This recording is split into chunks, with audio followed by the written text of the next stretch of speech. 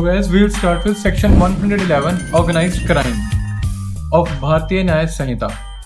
It says ये new sections अभी आएंगे और नए कंसेप्ट हैं जो बीएनएस में इंट्रोड्यूस किए गए हैं and they are quite good. So any continuing unlawful activity, ऐसी अनलॉफुल एक्टिविटी, इलीगल एक्टिविटी जो कंटिन्यू हो रही है जिसमें इंक्लूड क्या होता है? Kidnapping, robbery, vehicle theft, extortion, land grabbing, contract killing, economic offences जैसे कि काउंटरफीटिंग ऑफ कॉइन्स हो गए, हवाला ट्रांजैक्शंस हो गई, etcetera etcetera, economic offences, cyber crimes हो गए, ठीक है, trafficking of persons, drugs, weapons और illicit goods and services, smuggling वगैरह करना, जैसे कि ह्यूमन ट्रैफिकिंग ऑफ प्रोस्टिट्यूशन, लड़की खरीदना बेचना, या फिर रैंसम के लिए for the purpose of ransom, जैसे कि बच्चे को अगवा करके मांगने 5 लाख रुपए, 10 लाख रुपए, 50 लाख रुपए, ठीक है, इसको कहते हैं रैंसम. बाय एनी पर्सन और a group of persons acting in concert, कोई एक बंदा या फिर इकट्ठ लोगों का ग्रुप, गैंग, एक तरह से जो they are acting in concert singly और जॉइंटली इन टुगेदरनेस, सिंगली और jointly either as a member of an organised crime syndicate. Crime syndicate जो होता है जैसे कि एक कार्टेल होता है, स्मगलर्स का कार्टेल जैसा समझ लो, ठीक है, crime organised crime syndicate, or on the behalf of such syndicate या तो उसका मेंबर है या फिर उसके बिहाफ पर काम करता है, जैसे कि लगा लो किडनैपिंग करता है वो, ठीक है, बंदा सिंडिकेट के बिहाफ पे, और सिंडिकेट क्या करता है, ऐसे सुपारियां लेता है, ये सब चीजें ना, इलीगल एक्टिविटीज करने वाले लोग.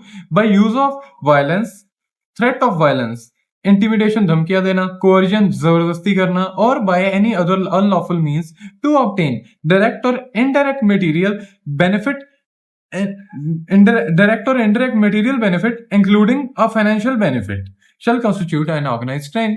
ठीक है, तो for the purposes of subsection organised crime syndicate क्या होता है?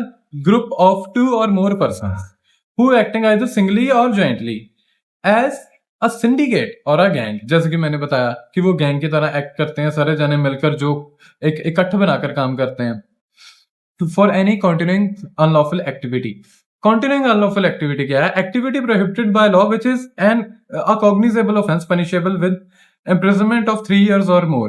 ऐसा ऑफेंस जिसपे बिना वारंट के पुलिस वाला अरेस्ट कर सकता है और उसकी पनिशमेंट 3 साल है या उससे ज्यादा है, undertaken by any person either singly और jointly as a member of an organised crime syndicate or on the behalf of such syndicate in respect of which more than one charge sheets have been filed before the court of competent jurisdiction.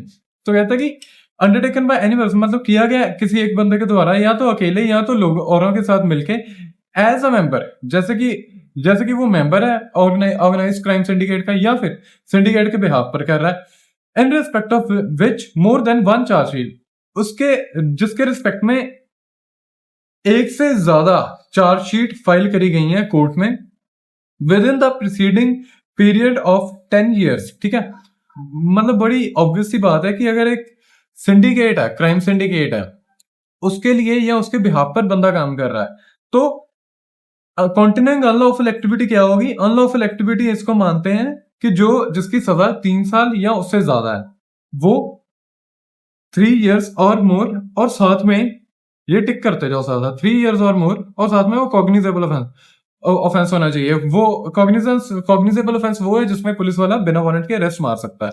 ठीक है, ये दोनों बातों को टिक कर लो क्योंकि MCQs में पूछी जा सकती है कि what is a continuing unlawful activity. और दूसरा, कंटिन्यूइंग का क्या मतलब है कि चार्जशीट यानी कि फाइनल रिपोर्ट, कन्विक्शन की बात नहीं की, चार्जशीट यानी कि फाइनल रिपोर्ट 173 की चार्जशीट फाइल हो चुकी है.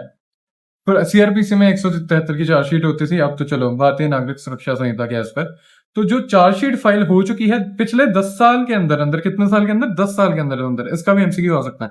And that cause has taken cognizance of such offence includes economic offences. ठीक है, तो पिछले 10 साल के अंदर भी उसके खिलाफ केसेस वगैरह हुए हैं. तो इससे क्या सिद्ध होता है कि कंटिन्यूइंग अनलॉफुल एक्टिविटी कर रही है, ऐसी हरकतें कुछ ना कुछ चल रही हैं उस सिंडिकेट की, इसलिए वो कंटिन्यूइंग अनलॉफुल एक्टिविटी के तहत आ रहा है. तो ये कंडीशंस को रट लेना. इकोनॉमिक ऑफेंसेस कौन से होते हैं? जैसे क्रिमिनल ब्रीच ऑफ ट्रस्ट किया, फॉर्जरी करी, धोखाधड़ियां करी, गवर्नमेंट स्टैंप्स की कर ली, काउंटरफीटिंग, ठीक है, मास मार्केटिंग का फ्रॉड कर लिया, लक्ष्मी चिट फंड वाली स्कीम कर ली, जो हेरा फेरी फिल्म में जैसे बताया होगा, इकोनॉमिक ऑफेंसेस. ठीक है, या हवाला ट्रांजैक्शन का बड़ा लैंडमार्क केस है एलके अडवाणी वर्सेस सीबीआई, जिसमें राम जेठमलानी ने सारे बरी करवाए थे। ठीक है, वो वाला केस हम भारतीय साक्ष्य अधिनियम में पढ़ेंगे। ठीक है, तो बड़ी इंटरेस्टिंग इंटरेस्टिंग कुछ चीजें हैं जो in the course of lectures will learn. तो क्लॉज 2 क्या कहता है? कहता है कि whoever commits a organized crime shall if such offense has resulted, मतलब ऑर्गेनाइज क्राइम किया और उस ऑफेंस के तहत के चलते किसी की डेथ होगी, मौत होगी, तो क्या सजा होगी? सजाए मौत या फिर इम्प्रिजनमेंट ऑफ लाइफ।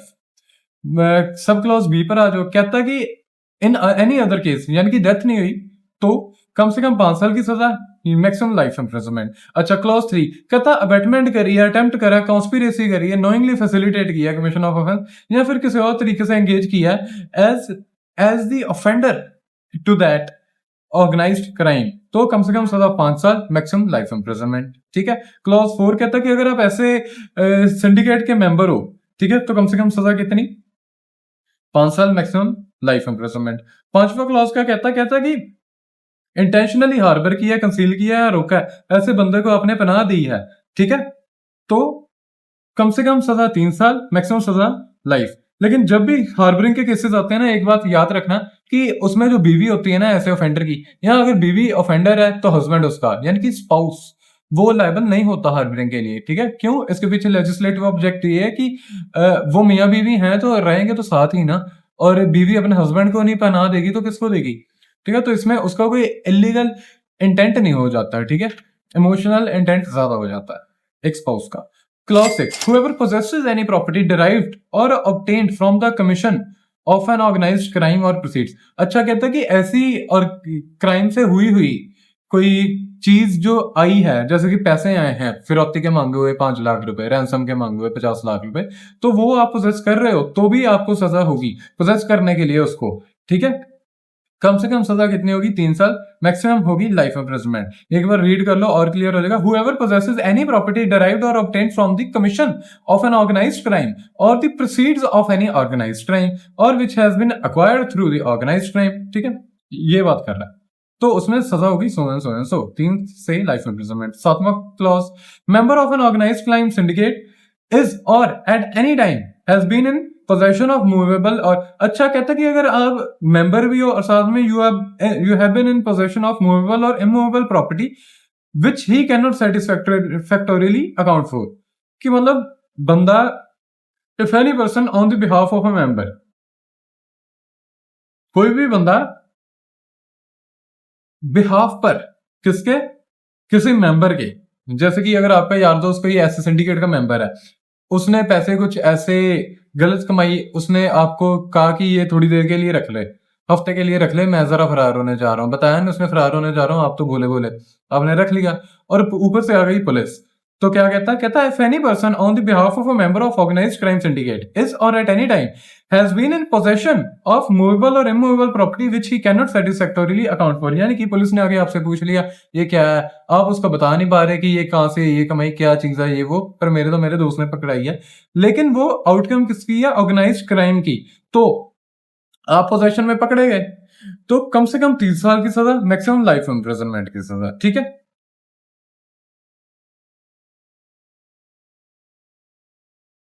हाँ, whoever, तो कहता है कि if any person on the behalf of a member of an organised crime syndicate, any person on the behalf of a member of organized crime syndicate is or at any time has been in possession of movable or immovable property which he cannot satisfactorily account for shall be punishable with the imprisonment for a term not less than 3 years may extend to 10 years। ठीक है, 3 से 10 साल।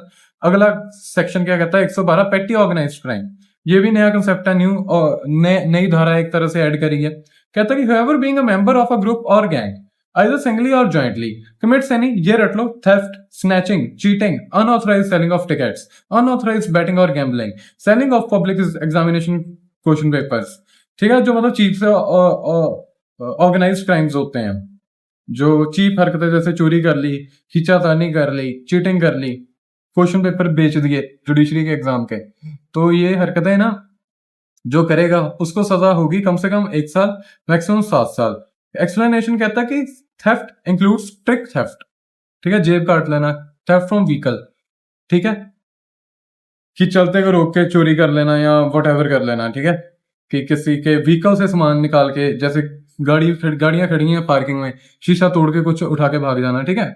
Dwelling house और business premises, cargo theft, pickpocketing, theft through card skimming, shoplifting. Shoplifting क्या होता है कि जैसे आप दुकान पे गए, आपके दोस्त ने, वो दुकानदार थोड़ा इधर उधर हुआ, आपके दोस्त ने क्या किया, डब्बा खोला, बीच में से डेयरी मिल्क निकाल ली और डब्बा बंद कर दिया। दुकानदार है, उसको क्या पता, ठीक है। तो इसको कहते हैं shoplifting. And theft of automated teller machine, ATM machine में से चोरी किए पैसे, ठीक है। कम से कम सजा 1 साल, मैक्सिमम सजा 7 साल। 113वां section terrorist act, again new concept, क्या कहता है, whoever does any act with intent to threaten or likely to threaten the unity, integrity, sovereignty, security, economic security, 5 चीजें याद कर लेना। और with intent to strike terror, या फिर ऐसी नियत के साथ कुछ किया कि जिससे आतंक मचा सके हम, ठीक है। और likely to strike terror, या फिर कुछ ऐसी हरकत कि जिससे आतंक मच सकता है। और any section of the people in India or in foreign country, ठीक है ना। ये हो गया टेररिस्ट एक्ट। बाहर के किसी देश में कर रहा है या फिर अपने ही देश में कर रहा है, क्या कर रहा है, यूनिटी को भंग करने की कोशिश, इंटेग्रिटी को तोड़ने की कोशिश, सॉवरेनिटी खराब करने की कोशिश, या सिक्योरिटी ब्रीच करने की कोशिश, या इकोनॉमिक सिक्योरिटी ब्रीच करने की कोशिश। कैसे? By using bomb, dynamite, explosive substance, inflammable substance, ठीक है, नावान का जैसे यूज कर लेना, फायर आर्म्स और अदर लीथल वेपन्स, पॉइजनस और नॉक्शियस गैसेस और अदर केमिकल्स, और by any other substance whether biological, radioactive, nuclear, otherwise of a hazardous nature or by any other means of whatever nature to cause or likely to cause death of or injury to any person or persons or loss of or damage to or destruction of property, ठीक है। किसी की मौत करवा देना, injury करवा देना लोगों की, किसी की जमीन को, जायदाद को, घर को नुकसान पहुंचा देना, गाड़ी तोड़वा देना, डिसरप्शन करना सप्लाई सर्विसेज, जिससे पानी बंद करवा देना, जैसे पानी को रेडियो एक्टिव कर देना, रेडियो एक्टिव मटेरियल्स डाल के, ठीक है, उसमें जहर मिला के म्यूनिसिपैलिटी के पानी में। बहुत तरह की चीजें हैं, जैसे damages to monetary stability of India, ठीक है ना, जैसे गोल्ड रिजर्व के ऊपर हानि पहुंचा देना, भारत के गोल्ड रिजर्व्स को हानि पहुंचाना, ठीक है। तो मतलब ऐसे इस तरह के खूंखार ऑफेंसेस जिससे देश की डिफेंस को ही खतरा हो जाए, वो वाले ऑफेंसेस आ रहे हैं इसमें, ठीक है। जैसे कि हम पैटर्न को एनालाइज कर पा रहे हैं। तो कहता है कि overawes by any means of criminal force or the show of criminal force, attempts to do, criminal force का इस्तेमाल करना, दिखाना, या अटेम्प्ट करना, या किसी की डेथ करवा देना, ऑफ एनी पब्लिक फंक्शनरी, और attempts to cause death of any public functionary, ठीक है। या फिर डिटेन करना, किडनैप करना, अबडक्ट करना किसी बंदे को, धमकी देना कि मार दूंगा या इंजर करूंगा ऐसे बंदे को, इसलिए कि मैं देश की सरकार को कंपेल करूं, या स्टेट गवर्नमेंट को कंपेल करूं, या गवर्नमेंट ऑफ फॉरेन कंट्री को कंपेल करूं, या फिर इंटरनेशनल ऑर्गेनाइजेशन को कंपेल करूं, या इंटर गवर्नमेंटल ऑर्गेनाइजेशन पर, या फिर किसी भी ऐसी संस्था के ऊपर मैं ऐसा थ्रेट करवाऊं और साथ में डिटेन भी करूं किसी को, तो मैंने क्या किया है, टेररिस्ट एक्ट कमिट करा है। एक्सप्लेनेशन पर आ जाओ। पब्लिक फंक्शनरी क्या होता है? कॉन्स्टिट्यूशनल अथॉरिटीज और any other functionary notified. Constitutional authorities जैसे BPSC, UPSC, FPSC, state public service commission, union public service commission, ये होती है कॉन्स्टिट्यूशनल अथॉरिटीज। और एनी फंक्शनरी जो भारत के राजपत्र में सेंट्रल गवर्नमेंट ने एज पब्लिक फंक्शनरी जिसको डिक्लेयर किया है वो। काउंटरफीटिंग इंडियन करेंसी, इसका मतलब यही है कि may be declare counterfeit currency as may be declared after examination by an authorised और नोटिफाइड फोरेंसिक अथॉरिटी, कि मतलब जब फोरेंसिक अथॉरिटी देखेगी कि कंपेयर करेगी कि देखेगी कि ये ओरिजिनल सिक्का है या फिर काउंटरफीटेड इंडियन करेंसी है, तो वो फोरेंसिक एनालिसिस करके जो बताएंगे, ठीक है, तो उससे सिद्ध होगा कि ये काउंटरफीटेड इंडियन करेंसी है। तो क्योंकि उन्होंने कहा as may be declared by, कि जब तक फोरेंसिक लैब डिक्लेयर ना कर दे तब तक वो नहीं है, जब कर दिया डिक्लेयर तब वो है। Whoever commits a terrorist act, अब सजाओं पर आ जाओ, कितनी सजा होगी? जिसने किया और सजा और इसके दौरान किसी की मौत होगी तो कम से कम लाइफ इम्प्रिजनमेंट या फिर सजाए मौत। जब मौत नहीं हुई, इन एनी अदर केस तो कम से कम 5 साल मैक्सिमम लाइफ इम्प्रिजनमेंट। अच्छा, क्लॉज 3 कहता है कि या तो कंस्पायर किया आपने, या अटेम्प्ट किया, या फिर एडवोकेट किया, ऐसे फैसिलिटेट किया, या अबेट किया, या एडवाइस किया, या इंसाइट किया। एडवोकेट का मतलब ये नहीं वकालत की, इसका मतलब ये है कि उसके आइडिया को, गंदे आइडिया को प्रोवोक किया, बढ़ाया, ठीक है, उत्साह दिया। प्रेपरेटरी टू, प्रेपरेशन करी to the commission of terrorist act, कम से कम साल कितने की सजा होगी? 5 साल, मैक्सिमम लाइफ इम्प्रिजनमेंट। अच्छा, क्लॉज 4, ऑर्गेनाइज किया ऐसा offence, causes to be organise किया, एंड ऐसा कैंप, और ऐसा कैंप जिसमें इम्पार्ट करवाई ट्रेनिंग, जैसे बंदूकें 50 आतंकवादी इकट्ठे करके बंदूकें ठाटा ठाटा प्रैक्टिस करवाई, ड्रिल्स करवाई कि हमने ऐसा ऐसा करना है देश के खिलाफ, हमने जंग छेड़ देनी है देश के खिलाफ, ठीक है। रिक्रूटमेंट करी ऐसी, या फिर रिक्रूट करवाए बंदे for the purposes of commission of terrorist act, कम से कम कितने साल की सजा? 5 साल, मैक्सिमम जाएगी लाइफ इम्प्रिजनमेंट। पांचवा clause, any person who is a member of an organisation which is involve. अच्छा, कोई भी बंदा पकड़ा गया कि वो मेंबर है ऐसी ऑर्गेनाइजेशन का, कितने साल की सजा? जो आतंकवाद मचाती है, लाइफ इम्प्रिजनमेंट की सजा। क्लॉज 6, वॉलंटरीली हार्बर किया, कंसीडर किया, अटेम्प्ट टू हार्बर किया, वही वाली बातें आ गई कि पनाह दी, तो इसके लिए कम से कम 3 साल की सजा, मैक्सिमम उम्र कैद की सजा। बीच में स्पाउस को नहीं ऐड करेंगे। अच्छा, 7वां क्लॉज, पता है कि ये बंदे ने पोजेस किया हुआ है, any property derived or obtained from the commission of any terrorist act or acquired through the commission of. अच्छा, टेररिस्ट एक्ट से पाई गई कोई प्रॉपर्टी, कोई चीज आपके पास पाई गई, तो कितनी सजा? लाइफ इम्प्रिजनमेंट की सजा। एक्सप्लेनेशन क्या कहता है कि इसके लिए डिसीजन जो लेगा कि इसका केस रजिस्टर करना है कि नहीं, इस पे एमसीक्यू आने के हाई चांसेस हैं। कहता कि केस रजिस्टर करना है कि नहीं आतंकवाद के सेक्शन का, या फिर अनलॉफुल एक्टिविटीज प्रिवेंशन एक्ट का केस करना है कि नहीं, इसकी पावर किसके पास है? कौन डिक्लेयर करेगा इस चीज को? Superintendent of police. ऑप्शंस में आएगा कौन कर सकता है? ऐसे कर सकता है सब इंस्पेक्टर, इंस्पेक्टर, ऐसे जो डीएसपी है, सुपरिटेंडेंट ऑफ पुलिस। आपने लिखना है सुपरिटेंडेंट ऑफ पुलिस। ये न्यू सेक्शन था, और आगे आ जाओ सेक्शन 140, हर्ट। वेरी सिंपल, इस पे 3 चीजें टिक कर लो, बॉडीली पेन, डिसीज या infirmity. To any person is said to cause hurt. Whoever causes bodily pain, disease or infirmity to any person is said to cause hurt. ये definition है। Bodily pen भी cover हो गया, disease करवाना भी cover हो गया, जैसे नीडल घुसेड़ दी, ऐसी कोई वायरल फीवर वाली नीडल घुसेड़ दी, ठीक है, कि मेरे को तो है ही है, मेरे ब्लड में तो है ही है इसके इन्फेक्शन, उसके भी कर दो, ठीक है, उसका ब्लड इन्फेक्ट किया तो हर्ट। वॉलंटरी कॉजिंग हर्ट कि मतलब जान के करना, जब जानते हुए करना, नियत से करना या जानते हुए करना कि ऐसे हरकत से ये चीज होगी, इस नॉलेज से करना या इंटेंट से करना। नॉलेज ऐसी कि मेरे को पता है इससे ये चीज होगी। तो क्लोज 2 पे आ जाओ, इसमें सजा बताइए, कितने साल की सजा वॉलंटरी कॉजिंग हर्ट की? 1 साल की सजा। बीच में लिखा by subsection 1 of section 122, whoever except in case provided for by subsection 1 of section 122। कहता है कि प्रोवोकेशन जब नहीं है, प्रोवोकेटिवली हर्ट नहीं किया, उसके अलावा कोल्ड ब्लडेडली हर्ट किया है, तो 1 साल की सजा। सेक्शन 116 ग्रीवियस हर्ट पर आ जाओ, तो कहता है कि इमेस्क्यूलेशन कर दी, कैस्ट्रेट कर दिया, या फिर मतलब टेस्टिकल्स के ऊपर जोर से लात मार दी, उसके मतलब टेस्टिकल्स इतने हार्म हो गए कि नाउ ही इज इनफर्टाइल, तो आपने उसको कैस्ट्रेट कर दिया, इतना गंदा हर्ट दिया उसको। B clause, permanent privation, privation का मीनिंग लॉस, आंख मतलब काना कर दिया उसको, या दोनों आंखें चली गई, grievous hurt. Permanent privation of hearing of either ear, जोर से, इतनी जोर से मुक्का मारा कान पे कि कान का पर्दा फट गया, ग्रीवियस हर्ट। अच्छा, सिर्फ एक इसमें ऐसा है जिसमें परमानेंट डैमेज नहीं रिक्वायर्ड, क्या है? प्राइवेशन ऑफ एनी मेंबर, जैसे हड्डी टूट गई, ठीक है, लात की लेग्स ब्रेक कर दिया आपने उसकी, तो क्या हो गया? Grievous hurt. Destruction or permanent impairing of the powers of any member or joint, मतलब उसका हाथ इतनी बुरी काट के ही फेंक दिया, जैसे क्रश ही कर दिया, सपोज करो हड्डियों का चूरा निकाल दिया उसके पूरे हाथ का, अब वो परमानेंटली उसका हाथ गया, तो ये भी किसमें आएगा? ग्रीवियस हर्ट में। परमानेंट डिसफिगरेशन ऑफ हेड और फेस, इतनी जोर से मारा कि स्कल की शेप बिगड़ गई या मुंह की शेप बिगड़ गई, ठीक है, ग्रीवियस हर्ट। फ्रैक्चर हो गया हड्डी का, या फिर दांत निकल गया, ठीक है, दांत तोड़ दिया मुक्का मार के, ग्रीवियस हर्ट।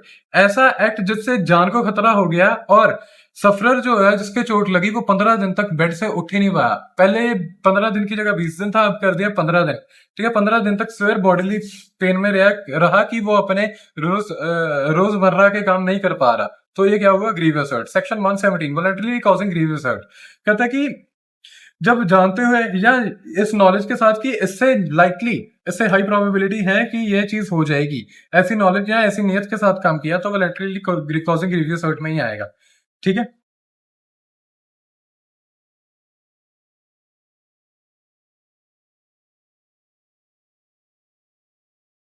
अच्छा, एक्सप्लेनेशन क्या कहती है, person is not said voluntarily to cause grievous hurt कब, जब except when he both causes grievous hurt and intends और knows to be likely a person is not said to voluntarily cause grievous hurt except in the case when he both causes grievous hurt, जब उसने grievous hurt करा साथ में उसकी intention थी या फिर उसको नॉलेज थी कि इस एक्ट से लाइकली grievous hurt हो जाएगा, लेकिन he is said voluntarily to cause grievous hurt if intending or knowing himself to be likely to cause grievous hurt of one kind he actually causes grievous hurt of another kind। मतलब उसकी नियत थी कि grievous hurt तो करना है एक तरह का, लेकिन कर दिया दूसरी तरह का। सोचा था कि आम की हड्डी तोड़ूंगा, लेकिन उसने लात तोड़ दी, तो फिर भी वो ग्रीवियस हर्ट के तहत ही माना जाएगा, क्योंकि फिर भी माना जाएगा कि उसने वॉलंटरीली ग्रीवियस हर्ट किया है, चाहे उसने ये सोचा था कि बांह तोड़ूंगा लेकिन तोड़ उसने लात दी, गलती से उससे लात टूट गई। ठीक है, फिर भी वॉलंटरीली कॉजिंग ग्रीवियस हर्ट में ही आएगा। एक्सप्लेनेशन ये क्लियर करना चाह रही है।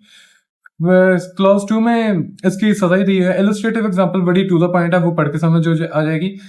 तो क्लॉज 2 क्या कहता है कि सजा 7 साल की हद तक वॉलंटरीली कॉजिंग ग्रीवियस हर्ट में, एक्सेप्ट इन केसेस कि उसने प्रोवोकेशन से नहीं किया हो। ठीक है,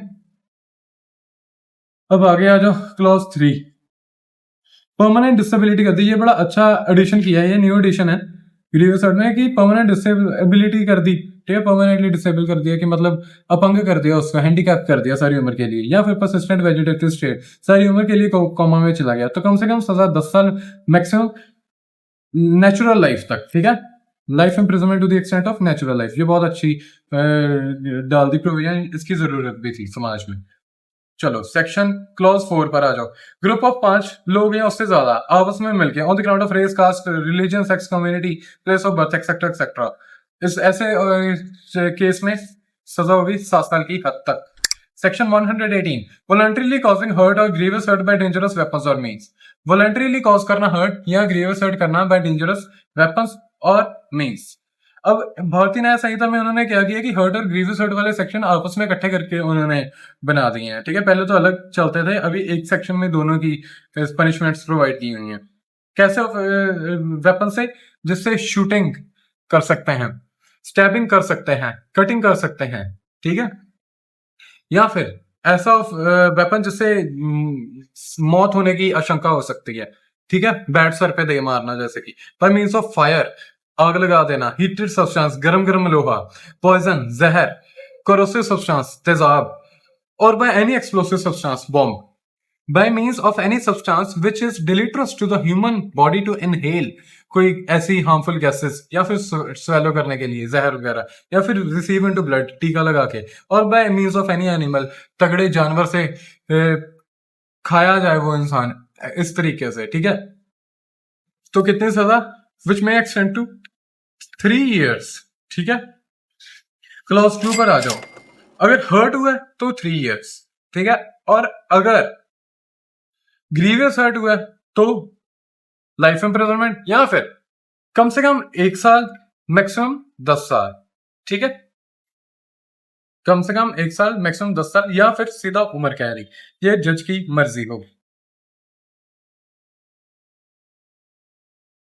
जो क्लॉज 1 है हर्ट को की बात करता है, सर्कल कर दो, और क्लॉज 2 ग्रीवियस हर्ट की बात करता है, सर्कल कर दो। ठीक है, section 119 voluntarily causing hurt, grievous hurt to extort property or to constrain to an illegal act। इसकी मतलब ग्रीवियस हर्ट करना या हर्ट करना है, इसके लिए टू एक्सटॉर्ट प्रॉपर्टी फिरौती मांगने के लिए, या फिर कोई इलीगल एक्ट कराने के लिए। ठीक है, विच में extend to 10 years।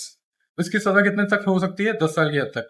Section 120 voluntarily causing hurt और grievous hurt to extort confession बुलवाने के लिए ग्रीवियस हर्ट या हर्ट करना। अच्छा सॉरी, 119 में टू एक्सटॉर्ट प्रॉपर्टी और to constrain to illegal act में 10 साल की सजा हर्ट के तहत, और ग्रीवियस हर्ट किया तो लाइफ इम्प्रिजनमेंट या 10 साल की सजा। ठीक है, 10 साल की हद तक या फिर लाइफ इम्प्रिजनमेंट ग्रीवियस हर्ट में, ये थोड़ा स्किप हो गया था। सेक्शन 120 पर आ जाओ, वॉलंटरीली कॉजिंग हर्ट और grievous hurt to extort confession or to compel restoration of property. ठीक है, जैसे पुलिस वाले करते हैं कि कन्फेशन मार मार के बुलवाना। ठीक है, अगर हर्ट किया तो 7 साल की हद तक, ग्रीवियस हर्ट किया तो 10 साल की हद तक। And that was it for today, thank you.